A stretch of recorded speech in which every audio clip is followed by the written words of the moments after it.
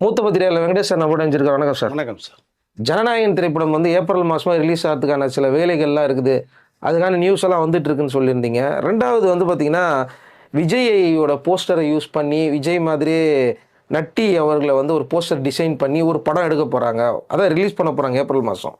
விஜயை கலாய்க்கிற மாதிரியான ஒரு போஸ்டர் வச்சு அப்படியே ரிலீஸ் பண்ண போகிறாங்க. என்ன விஷயம்? ஜனநாயகன் வராதனால விஜயை கலாய்ச்சி ஒரு படமே வரப்போகுது அப்படின்லாம் சொல்கிறாங்களா? அது எந்த அளவுக்கு உண்மை சார்? கேவிஎன் புரொடக்ஷன்ஸுடைய தயாரிப்பில் ஜனநாயகன் படத்தை வந்து விஜயோட 69வது படம் சரி, அவருடைய கடைசி படம் அப்படின்னு விஜய் டிக்ளேர் பண்ணது ஒரு பக்கம்.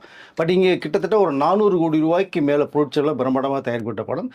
தெலுங்கில் நீங்கள் பார்த்த பகவத் கேசவரை தமிழுக்காக நிறைய மாற்றங்கள் செய்யப்பட்டு இங்கே அரசியலில் வர்றான்ற ஒரே காரணத்துக்காக தான் செகண்ட் ஹாஃப் ஃபுல்லாக சேஞ்சஸ் பண்ணி திரைக்கு ஒரு மாதிரியான வசனங்களை பேசி காட்சியமைகள் மாற்றம் செய்யப்பட்டு அந்த படம் உருவாக்கப்பட்டது. பார்த்து எல்லாருமே ரொம்ப பிரமிச்சு போனாங்க. நிறைய தயாரிப்புகளோட ரிசல்ட்டே பார்த்தீங்கன்னா இந்த படம் விஜயோடைய 68 படங்களையும் தூக்கி சாப்பிட்ட போகிற அளவுக்கு இந்த படம் இருக்கும். மிகப்பெரிய ஒரு சரித்திர சாதனை பெறும் அப்படிங்கிற அளவுக்கான நிறைய விஷயங்கள் பேசப்பட்ட நம்முடைய அதாவது அது இயக்குநர்லேருந்து தயாரிப்பில் நிறைய பேர் பேசின விஷயங்களுக்கு குறிப்பிட்ட பேருக்கு படம் போட்டு காமிச்சிட்டாங்க. முக்கியமாக விஜயோட நெருங்கிய நட்பு வட்டாரத்தில் 3 இயக்குநர்களுக்கு போட்டு காமிச்சிட்டாங்க. படம் வேறு லெவல் அப்படின்னு அவர் சொல்லப்பட்ட ஒரு விஷயம் இருக்குது. இதே தவிர வாரிசு படத்தில் விஜயோட நடித்த ஷியாம் அவர்கள் வந்து ஒரு விஷயம் இது பேசும்போது பார்க்கும்போது தான், விஜய் சார் நீங்கள் அரசியலுக்கு போனாலும் பரவாயில்ல, தயவுசெய்து சினிமா விட்டு போயிடாதீங்க.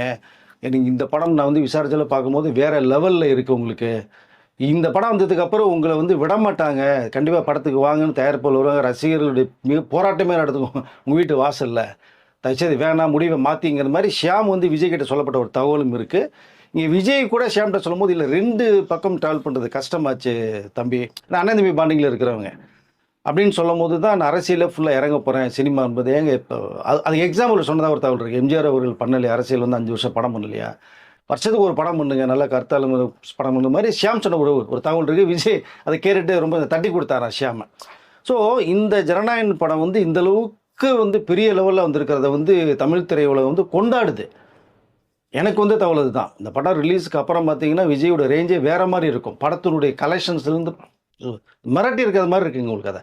பட் இந்த நேரத்தில் தான் கேவின் புரொடக்ஷன்ஸ் எப்போ ரிலீஸ் பண்ணும்போது சென்சாரில் வந்து மாட்டும் பிரச்சனை வருங்கிறது தெரியும், நம்ம நிறையா பேசியிருக்கோம். இந்த அளவுக்குலாம் பிரச்சனை வந்து மாட்டும், படத்தையே எலெக்ஷன் வரைக்கும் ரிலீஸ் பண்ண விடாத அளவுக்கு வந்து அடிப்பாங்கங்கிறத விஜயே எதிர்பார்க்கலன்ட்டார். படத்துக்கு ப்ராப்ளம் வரும், கொஞ்சம் தள்ளி வரும், ஆனால் இந்தளவு போட்டு சக்கையை காய்ப்படம் எதிர்பார்க்கலங்கும் போது தான் கேவின்ட்ட கூப்பிட்டு நிறைய பேசி ஆறுதல் சொல்லி, ஒன்றும் இல்லை உங்களுக்கு இதில் ஏதாவது பெரிய அளவில் நஷ்டம் ஏற்பட்டால் நான் அதை ஈடு கட்டுறேன் உங்களுக்கு அப்படிங்கிற ஒரு விஜய் தரப்பில் சொல்லப்பட்ட ஒரு தகவல். அது அடுத்து அவர் படம் பண்ணுவாரா இல்லை பணம் கொடுத்து ஏதாவது செட்டில்மெண்ட் பண்ண தெரியல. இதிலே கிட்ட 70 கோடி ரூபா வரைக்கும் வாங்கல அவர். ஸோ அது ஒரு விஷயம் வேறு இருக்குது.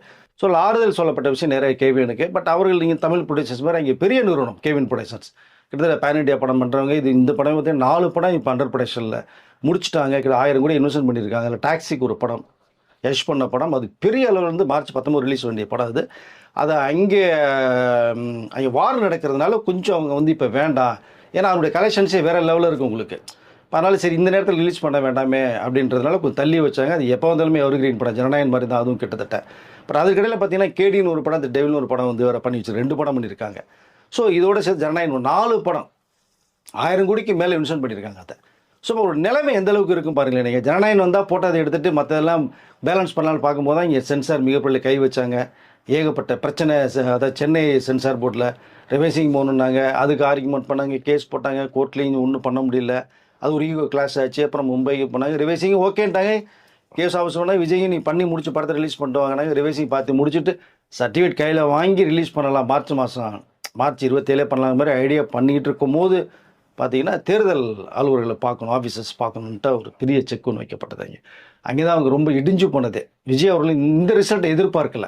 எலெக்ஷனுக்கு வரைக்குமே இந்த படம் வரதுக்கு வாய்ப்பு இல்லை அப்படின்னு முடிவு பண்ணால். காரணம் இந்த முன்னாடி வந்திருந்ததுன்னா விஜயுடைய பிரச்சாரத்துக்கே மக்கள்கிட்ட போன்ற அவசியம் இல்லை. அந்த படம் அவ்வளோ விஷயங்களில் வந்து அது சொல்லப்பட்டிருக்கு அந்த விஷயத்தில். சரி பரவாயில்லும் போது தான் விஜய் சரி வெயிட் பண்ணுங்கள், மற்ற 3 படங்கள் ரிலீஸ் நீங்கள் பாருங்கள், ஜனநாயகன் ஆஃப்டர் வந்து எலெக்ஷன் பில்லை பண்ணிக்கலாங்கிற சொல்லப்பட்ட ஒரு தகவல் ஒன்று இருக்குது. பட் இங்கே ஏப்ரல் 30ஆம் தேதி பார்த்தீங்கன்னா அவருடைய அந்த கேடி படம், இந்த டெவில் படம் வர்றது மாதிரியான ஒரு ப்ரோக்ராம் வந்து போட்டுட்ருக்காங்க. இப்போ ஜனநாயகன் படத்தினுடைய வேண்டிய வேலைகளும் ரெடியாக இருக்குது. பட் ஆனால் இன்னும் சென்சார் சர்டிஃபிகேட் கைக்கு வரலை. தேர்தல் ஆஃபீஸர்ஸ் பார்த்துட்டாங்கன்னா வரும், பார்க்கலன்னா பரவாயில்ல. இந்த ஏப்ரல் 23 எலெக்ஷனு அது வரைக்கும் அவங்க பார்க்குறதுக்கு நேரம் கிடையாது. கண்டிப்பாக சர்டிஃபிகேட் கையில் வந்துடுவாங்க. பட் அந்த ரிலீஸ்க்கான வேலைகள் எல்லாமே பண்ணி வச்சுருக்காங்க. இதற்கிடையில் பார்த்தீங்கன்னா வாங்கின ஓடிடி நிறுவனம் வந்து அக்ரிமெண்ட்டை கேன்சல் பண்ணிட்டாங்க. ஸோ அங்கே ஒரு சிக்கல் வந்துச்சு. எஃப்எம்எஸ் ரைட்ஸ்னு சொல்லுவோம், வெளிநாட்டு உரிமைன்னு பார்த்தா அவங்களும் அக்ரிமெண்ட்டை மாற்றணுன்றாங்க.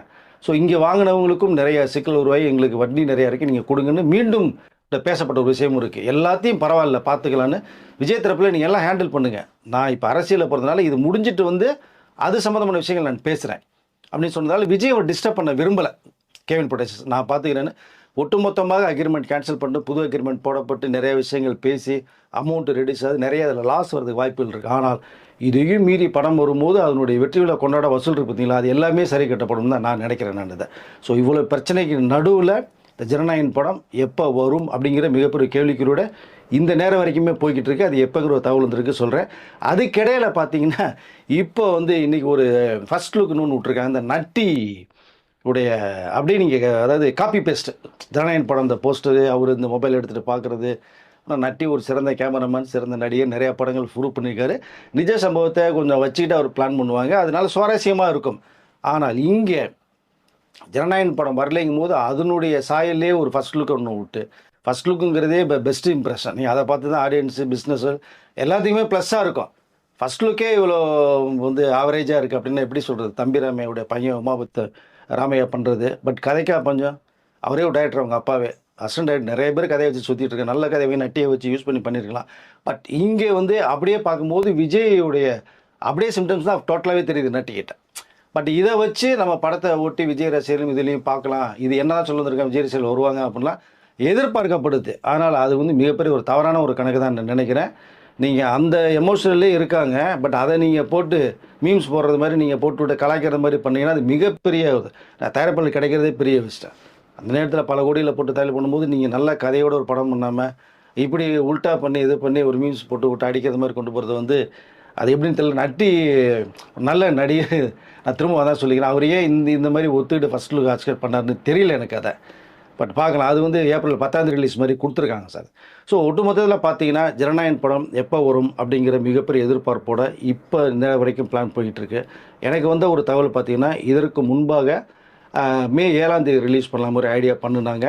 பட் அந்த நேரம் பார்த்தீங்கன்னா மே 4 ரிசல்ட்டு. சரி, வந்த ஒரு 3 நாளே படம் வந்து வேண்டாம், வெளிவிட வேண்டாம், அப்போ என்ன பண்ணலாம் போது அந்த டாக்ஸி கூட வர்றது மாதிரி ஒரு தகவல் போய்கிட்டு இருக்கு.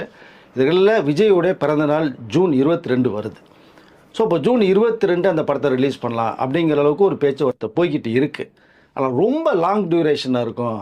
திரும்பி தியேட்டர் ஓனர்ஸ்லேருந்து தியேட்டர்லேருந்து இவ்வளோ ப்ராப்ளத்தை சந்திக்க வேண்டியது, அவங்களுக்கு திரும்பி ஒரு மாதம் டைம் எப்படி எடுக்கிறது? ஏற்கனவே 3 மாதம் எடுத்துட்டோம், ஜனவரிலேருந்து பிப்ரவரி மார்ச் ஏப்ரல் வரைக்கும் 4 மாதம் எடுத்துட்டோம். ஸோ இப்போ என்ன இன்னொரு சிக்கல் இருக்குது அப்படின்னு பார்த்தீங்கன்னா ஏப்ரல் மாதம் நிறையா தமிழ் படம் வர ரிலீஸ் ஆகுது. இப்போ 10th அன்னைக்கு எல்லைக்கு ரிலீஸ் ஆகுது பத்திபுரங்கன படம். அப்புறம் 14th நிறையா ரிலீஸ் ஆகுது. 30ஆம் தேதி தனுஷோட படம் இந்த கரை வேற வர்றது மாதிரி ப்ரோக்ராம் போட்டிருக்காங்க. ஏகப்பட்ட படங்கள். இப்போ ஜனநாயகம் வர்றது மாதிரி ஒரு தகவல் எப்போ வரும் ஒருவேளை எலெக்ஷன் முடிஞ்சு வந்துருமான்ற அவங்களுக்கு கொஞ்சம் பயத்தில் இருக்காங்க. காரணம் நிறைய பல கோடியில் இறக்கியிருக்காங்க. இப்போ இது வந்ததுன்னா அவர்கள் கொஞ்சம் மாற்றம் செய்கிறதுக்கோ இல்லை நாங்கள் ஃபிக்ஸ் பண்ணுறதுக்கோ ஒரு தெளிவான முடிவெடுக்க வாய்ப்புகள் நிறையா இருக்கும். பட் இவர்கள் இருக்கிற இந்த குழப்பத்தில், கேவின் இருக்கிற குழப்பத்தில் மற்றவர்களும் இப்போ குழம்பி போயிட்டாங்க. இப்போது மே 7 ரிலீஸ் இல்லைங்கிற தகவல் வந்தாச்சு. ஜூன் 22 ரொம்ப தள்ளி போகுது, மீண்டும் ஒரு சிக்கலை உருவாக்கிற வேண்டாம் அப்படிங்கிற அளவுக்கு கேவின் ஒரு முடிவு பண்ணி எப்போ பண்ணலாம் அப்படின்னும் போது ஏப்ரல் 23 எலெக்ஷன். அதை ரிவைஸ் கமிட்டி எல்லாம் பார்த்துட்டாங்க, சர்டிஃபிகேட்டு கைக்கு வந்துடும். அதாவது 21 வரைக்கும் தான் பிரச்சாரமே. உங்களுக்கு 21க்கு மேலே வந்து தேர்தலை பார்த்தா கூட 24 சர்டிஃபிகேட் கையில் கொடுத்துருவாங்க உங்களுக்கு.